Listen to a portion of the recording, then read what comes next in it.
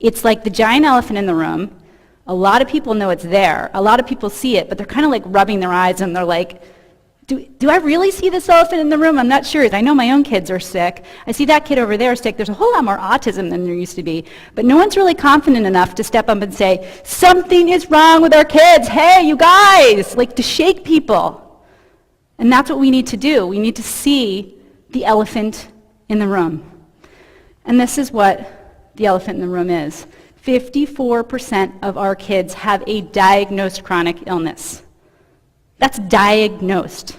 I'm not talking about the kids who don't have a diagnosis or who have chronic symptoms like my kids. My kids didn't fall into that category, but they were very sick. That is unacceptable, because what happens to these kids when and if they grow up? What does that number become? I'm telling you right now, this situation is dire. We have no time to lose on this. If you go back just a few decades, less than 10% of children had a diagnosed chronic condition. Less than 10%. It was a rarity. It's like when I was a kid growing up, I remember having one friend who had asthma. One.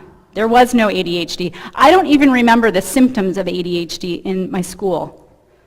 There is certainly no autism. Our special needs department only had children with Down syndrome in it. Now we have a child in every single classroom in America with autism and 2 paraprofessionals, sometimes 3 paraprofessionals, in every single elementary classroom.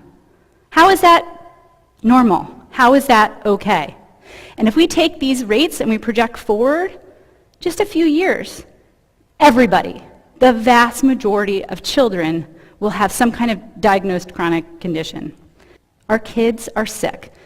The rashes, the tantrums, the kids who couldn't sit still, the kids who couldn't focus, who couldn't concentrate, the kids with chronic bowel issues, the asthma, the ADHD, the autism.